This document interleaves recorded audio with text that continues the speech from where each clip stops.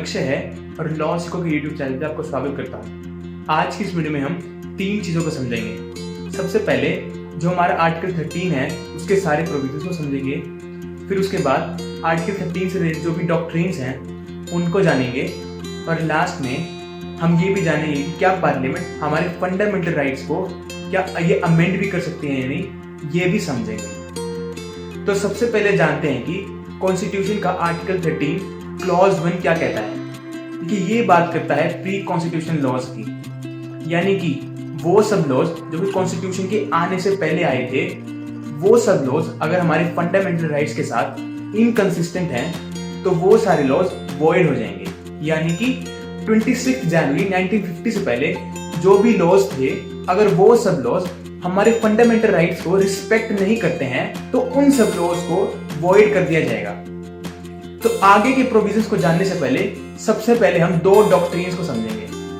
First है doctrine of severability.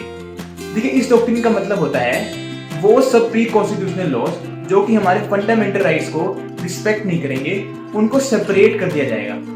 जैसे A K. गोपालन केस में क्या होता है, ए.के. गोपालन केस में प्रिवेंटिव डिटेंशन एक्ट के सेक्शन 14 को चैलेंज किया जाता है, क्योंकि जो ये सेक्शन है ये हमारे फंडामेंटल राइट्स को वायलेट करता था।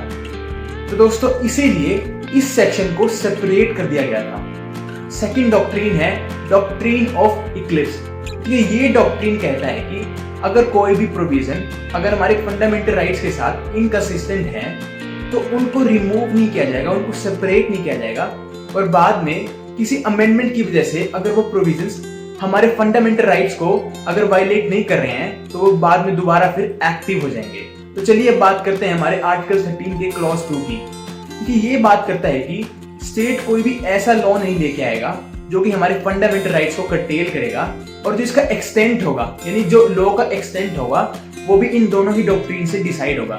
तो ये तो बात थी एक। और दूसरी बात ये है कि क्या पार्लियामेंट हमारे फंडामेंटल राइट्स को भी अमेंड कर सकते हैं या नहीं, इसको भी जानते हैं। तो दोस्तों सबसे पहले जो हमारा शंकरी प्रसाद केस है उसमें फर्स्ट कॉन्स्टिट्यूशनल अमेंडमेंट एक्ट को चैलेंज किया गया था, और इसमें कहा गया था कि जो हमारा आर्टिकल 13 है वो ऑर्डिनरी लॉज की बात करता है, वो कॉन्स्टिट्यूशनल अमेंडमेंट की बात नहीं करता है। यानी कि जो हमारी कॉन्स्टिट्यूशनल अमेंडमेंट है वो हमारे फंडामेंटल राइट्स को अमेंड कर सकती है। और दोस्तों यही बात हमारे सज्जन सिंह केस में कही गई थी। दोस्तों बाद में जो चेंजेस आए थे वो चेंजेस आए थे गोलका नाथ की जजमेंट में। देखिए एक 11 जज का बेंच था जिसमें सुप्रीम कोर्ट ने कहा था कि जो ये आर्टिकल 368 है इसकी जो पावर है वो एब्सोल्यूट नहीं है, यानी कि जो पार्लियामेंट है वो हमारे फंडामेंटल राइट्स को एब्रिज नहीं कर सकती है।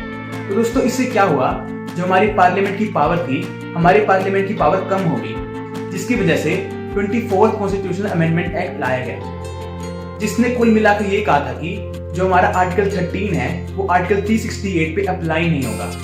तो दोस्तों इसी चीज को फिर चैलेंज किया गया था केशव नंदा भारती केस में। तो दोस्तों ये बहुत ही इंपॉर्टेंट जजमेंट है क्योंकि इसी केस में बेसिक स्ट्रक्चर डॉक्ट्रिन की बात की गई थी, यानी कि सुप्रीम कोर्ट ने बड़ा ही बैलेंस व्यू लिया था।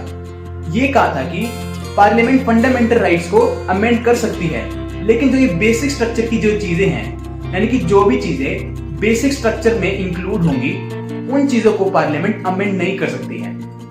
तो दोस्तों अब जो केशवानंद भारती केस है उसका जो इफेक्ट था उसको नलीफाई करने के लिए फिर 42nd अमेंडमेंट एक्ट लेके आया गया था, जिससे भी बहुत सारे चेंजेस लाए गए थे। तो फिर बाद में इस 42nd कॉन्स्टिट्यूशनल अमेंडमेंट को चैलेंज कर दिया गया था मिनर्वा मिल्स केस में, और फाइनली सुप्रीम कोर्ट ने कहा कि जुडिशियल रिव्यू बेसिक स्ट्रक्चर का पार्ट है, और ये भी कहा कि जो हमारी पार्लियामेंट है उसकी जो पावर है वो पावर भी लिमिटेड है।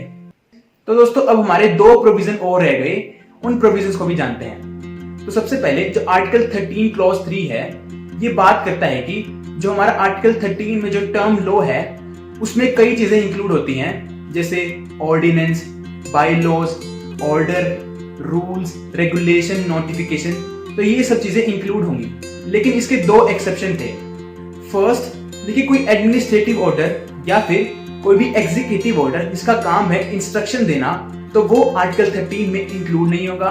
और सेकंड एक्सेप्शन है कि जो हमारे पर्सनल लॉज हैं वो भी आर्टिकल 13 में इंक्लूड नहीं होंगे। तो दोस्तों चलते हैं अब हमारे लास्ट प्रोविजन पे, यानी कि आर्टिकल 13 क्लॉज 4 को। देखिए जो ये क्लॉज था, इस क्लॉज को 24th कॉन्स्टिट्यूशनल अमेंडमेंट एक्ट से लेके आया गया था। देखिए ये प्रोविजन कहता है कि आर्टिकल 368 से जो भी अमेंडमेंट होगी, उन अमेंडमेंट को आर्टिकल 13 के अंडर चैलेंज नहीं किया जा सकता है। तो दोस्तों ये बहुत ही इंपॉर्टेंट प्रोविजन है, क्योंकि इसी प्रोविजन को फिर केशवानंद भारती केस में चैलेंज किया गया था, जिससे फिर बेसिक स्ट्रक्चर डॉक्ट्रिन आया था।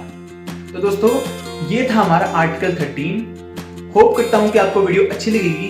Thank you so much for watching.